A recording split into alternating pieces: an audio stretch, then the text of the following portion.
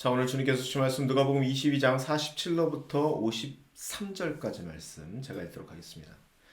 예수께서 아직 말씀하고 계실 때 한 무리가 나타났다. 12제자 가운데 하나인 유다라는 사람이 앞장서서 그들을 데리고 왔다. 그는 예수께 입을 맞추려고 가까이 왔다. 예수께서 그에게 말씀하시기를 유다야 너는 입맞춤으로 인자를 넘겨주려고 하느냐 하셨다. 예수의 둘레에 있는 사람들이 사태를 보고 주님 우리가 칼을 쓸까요? 하고 말하였다. 그 가운데 한 사람이 대제사장의 종을 쳐서 그 오른쪽 귀를 떨어뜨렸다. 그러나 예수께서는 그만해 두어라 하시고 그 사람의 귀를 만져서 고쳐주셨다. 그런 다음에 자기를 잡으러 온 대제사장들과 성전 수의대장들과 장로들에게 말씀하셨다. 너희는 강도에게 하듯이 칼과 몽둥이를 들고 나왔느냐? 내가 날마다 성전에서 너희와 함께 있었으나 너희는 내게 손을 대지 않았다. 그러나 지금은 너희의 때요 어둠의 권세가 판을 치는 때다. 아멘. 자, 오늘 본 말씀 가지고 칼은 준비만 하라 쓰지는 말고 라는 제목으로 말씀을 전하도록 하겠습니다. 자, 기독교인으로 살다가 보면은 실력 행사를 하고 싶을 때가 있습니다. 저희들이 농담 반 진담 반으로 자주 하는 말이 있죠. 좋은 사장 밑에는 나쁜 직원이 있고 나쁜 사장 밑에는 좋은 직원이 있다고요. 딱 맞아떨어지는 말은 아니지만 실제로 이러한 상황들을 정말 많이 보죠. 이 말을 할 수 있는 경험적인 증거는 너무나도 많지만 특별히 이 말을 할 수 있는 논리적인 근거는 이런 겁니다. 사람들은 호의를 권리로 착각한다는 거죠. 쉽게 말하면 사람들은 잘해주면 자기가 잘나서 잘해준 줄 알고 결국 이런 말 해서 좀 그렇지만 기어오른다는 거죠. 그래서 호의를 가지고 있는 좋은 사장 밑에 그런 나쁜 직원들이 있는 거라고요. 이것과는 또 반대로 그냥 확 눌러버리면요. 아, 저 사람이 뭔가 있어서 날 이렇게 저렇게 눌러버리는구나 생각하면서 알아서 또 이런 말 하긴 그렇지만 긴다는 것이죠. 그냥 농담으로 말하기에는 너무 그런 일들이 많이 생깁니다. 아주 실제적으로 말이죠. 경험적으로 말이죠. 우리 주변에서 너무 흔하게 보는 일입니다. 성경에도 이런 일들이 허다하게 사실 나옵니다. 이 대표적인 것이 노예 해방을 시킨 모세에게 끊임없이 항명하고 대항하는 이스라엘 민족입니다. 이 말이 좋아 모세에게 한 거죠. 실제적으로는 하나님에게 한 것이죠.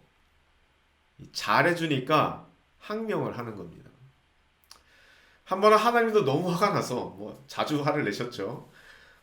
하나 예를 들자면 하나님도 화가 나가지고 고기를 먹겠다고 막 떼를 쓰는 이스라엘인들에게 그때 막 이들이 막 이렇게 얘기했죠. 그 사람들이 애굽에 고기가 막 운운하면서 하나님한테 막 도발을 하죠. 그러니까 그런 이스라엘 민족에게 하나님께서 이렇게 마음을 먹사 그래 한번 먹어봐라 하면서 한 달 동안 매출하기만 먹이시는 장면이 나옵니다. 한 달 동안 말이죠. 이 한 달 먹으니까 도저히 못 견뎌서 그때서야 울고 불며 자기들이 잘못했다고 하는 이스라엘 민족의 모습이 나옵니다. 하나님께서 실력 행사를 하시니까 그냥 알아서 잠잠해집니다. 힘으로 하니까 굉장히 말을 잘 듣죠. 하지만 그럼에도 불구하고 하나님께서는요, 계속 그런 식으로 이스라엘 백성을 다스리지 않습니다. 힘이 넘치시는 분인데 힘으로 다스리지 않는다는 겁니다. 왜 안 하셨을까요? 그러면 정말 말을 잘 듣는데 왜 하나님께서 그렇게 안 하셨을까요? 당연한 이유죠. 그 이유는 이스라엘 백성을 하나님께서 사랑했기 때문입니다. 그들이 힘으로 좌지우지되는 그러한 노예 근성을 버리고 자유인으로 살기를 간절히 원하셨기 때문이죠. 즉 다시 말하면요, 쉽게 말하면 이런 겁니다. 알아서 깨닫고 알아서 하나님께 순종하기를 바라는 겁니다. 힘 말고 깨달음으로 말이죠. 그래서 강아지를 훈련하듯이 그렇게 하지 않고 사람을 키워내듯이, 특별히 자기 자식을 키워내듯이 그렇게 하시는 거죠. 자, 하나님께서는 그렇게 일하십니다. 그리고 우리는 그렇게 일하시는 하나님의 자녀죠. 그래서 우리는 힘이 아닌 이웃사랑으로 사람들을 대해야 하는 겁니다. 비록 호구라는 소리를 들어도 말이죠. 힘듭니다. 예, 정말 실력 행사하고 싶거든요. 이 실력 행사하지 않으면 너무 힘들게 하니까 정말 너무 기어오르니까 실력 행사 한번 확 하고 그냥 끝내버리고 싶을 때가 참 많죠. 크리스찬의 삶인 원래 그런 겁니다. 크리스찬의 삶도 그러하니 이 목사는 오죽하겠습니까? 참고 기다리고 인내하고 어떻게든지 사랑하기 힘든 사람들을 사랑해야 하는 사람들, 그 사람들이 바로 크리스찬입니다. 그리고 그렇게 참고 기다리고 사랑하는데 정말 많은 에너지를 쏟아야 합니다. 사실 이것만으로도 우리는 정말로 많은 에너지를 쏟아야 합니다. 자기 개발할 시간이 없습니다. 여기에 에너지를 썼다가 보면요. 뭔가 실력을 쌓고 뭔가 CV를 만들고 그리고 내 자격증을 따고 할 시간이 없습니다. 이거 하다가 보면요. 그러니까 하나님께서 반드시 보답을 해줘야 되는 거죠. 자, 이 얘기는 좀 우리가 나중에 하도록 하고요. 다음 시간에는 하도록 하고. 자, 오늘 본문 말씀 보면요. 이와 똑같은 이야기가 하나 또 나옵니다. 바로 칼이라는 이 칼을 중심으로 말이죠. 예수님께서는 분명히 제자들에게 칼을 챙기라고 하셨습니다. 우리 얼마 전에 봤죠. 36절 말씀입니다. 제가 한번 띄워드리도록 하겠습니다. 자, 이 말씀인데요. 36절에 예수님께서 이렇게 얘기하시죠. 제가 읽을게요. 예수께서 그들에게 말씀하셨다. 이제는 돈주머니가 있는 사람을 그것을 챙겨라. 또 자루도 그렇게 하여라. 그리고 칼이 없는 사람은 옷을 팔아서 칼을 사거라. 라고 예수님이 말씀하셨습니다. 자, 그리고 오늘 본문에 바로 그 칼을 쓸 기회가 찾아오는 것이죠. 자, 오늘 본문 한번 볼까요? 자, 바로 49절 말씀입니다. 예수의 둘레에 있는 사람들이 이 사태를 보고서 주님 우리가 칼을 쓸까요? 예, 챙기라고 했던 그 칼을 쓸 기회가 찾아온 거죠. 그래서 49절에 이 사태를 보고서 주님 우리가 칼을 쓸까요? 지금 이렇게 물어보는 것입니다. 자, 그런데 이 예수님께서 답하시기도 전에 한 사람이 칼을 쓰죠. 그래서 대제사장의 종의 귀를 그냥 베어버립니다. 칼솜씨가 대단해요. 이 사람이 바로 누구냐면 누가복음에는 안 나오지만요. 요한복음에는 이 사람이 누군지 나오거든요. 예수님이 답하시기도 전에 귀를 베어버린 그 사람 말이죠. 그 사람은 바로 성질 급하기로 유명한 베드로입니다. 역시 베드로죠. 그리고 요한복음에서는 그 대제사장의 종의 이름까지 말고라고 하는 이름을 가졌다고 얘기하고 있습니다. 역시 베드로 행동대장답습니다. 그런데 그렇게 베드로가 이 말고의 귀를 쳐서 떨어뜨리니까 예수님께서는 이렇게 말씀하시죠. 51절 말씀인데요. 보도록 하겠습니다. 그러나 예수께서는 그만해 두어라 하시고 그 사람의 귀를 만져서 고쳐주셨다. 자, 그만하라고 호통을 치셨습니다. 칼을 쓰지 말라는 거죠.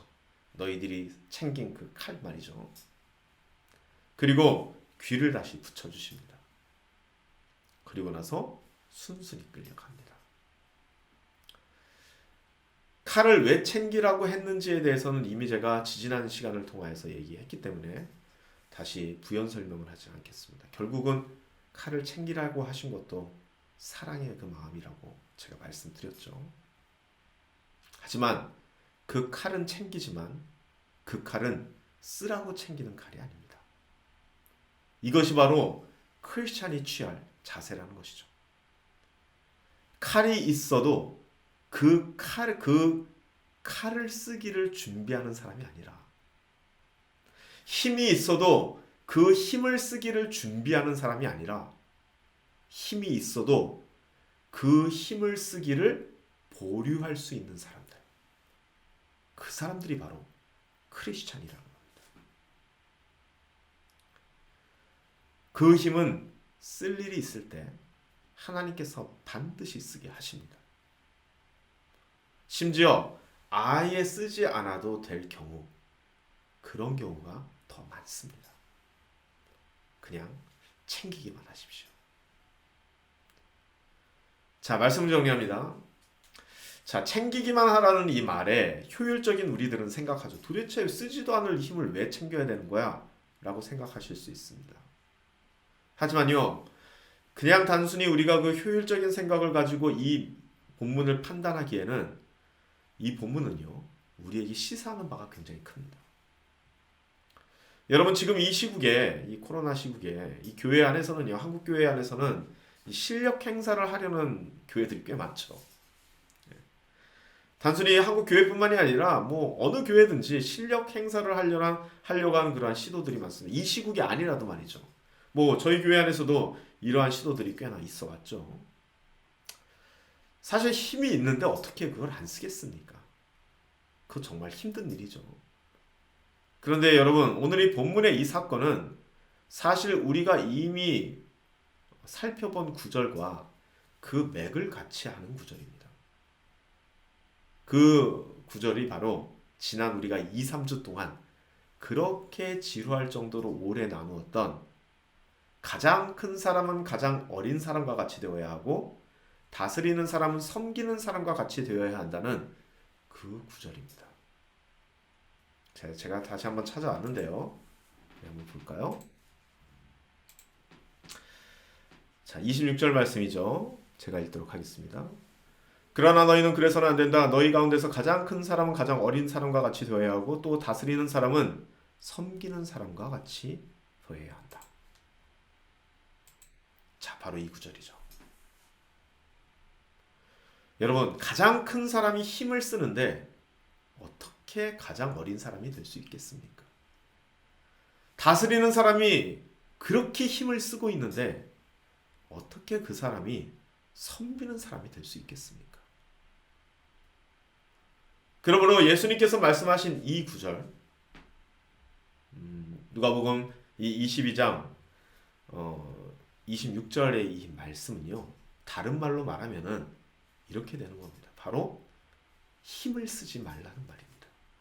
너희들이 가진 그 힘을 말이죠. 여러분, 오늘 이 말씀이 여러분에게 어떻게 다가올지 모르겠습니다. 우린 너무 효율적이지 않습니까?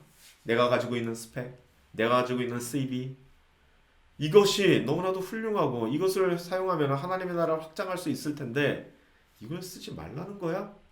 여러분, 여기까지 생각하셔야 됩니다. 이건 칼이 아닌데? 아닙니다. 여러분이 가지고 있는 힘이니까 칼 맞습니다. 여러분이 가지고 있는 능력 맞습니다. 그것은 여러분이 쓰라고 준 것이 아닙니다. 자, 이 말을 우리가 더 깊이 생각해 보면서 과연 나는 이 힘을 어떻게 사용할 것인가, 아니면 어떻게 사용하지 않을 것인가 라는 것을 묵상해 볼 수 있는 복된 기도의 시간이 되시기를 간절히 소망합니다. 기도하시겠습니다. 아버지 하나님, 주님께서 우리에게 그 힘을 준비하라고 하시는 것, 칼을 준비하라고 하시는 이유는 이미 우리들이 살펴봤습니다. 하지만 그럼에도 불구하고 우리는 이 힘을 가지고 있기 때문에, 효율적인 사고를 하고 있기 때문에 이것을 쓰라고 준 것이라 생각합니다. 과연 그럴지 깊이 생각해 볼 수 있는 우리들이 되게 하소서. 하나님께서 우리에게 분깃을 주시는 이유, 그리고 우리에게 능력을 주시는 이유, 그리고 우리들에게 여러 인적 자산과 물적 자산을 주시는 이유가 그것을 쓰라고 주시는 것인지, 아니면 그것으로 우리의 마음가짐을 다지라고 주시는 것인지, 이것을 깊이 생각해 보면서 하나님의 이 성경에 나온 전반적인 그 스토리를 대입하면서 과연 하나님께서 그것을 우리에게 왜 주셨는지를 온전히 파악하고 그렇게 살아갈 수 있는 우리 드림교회 지체를 될 수 있도록 축복하여 주옵소서. 예수님의 이름으로 기도드립니다. 아멘. 다 같이 기도하시겠습니다.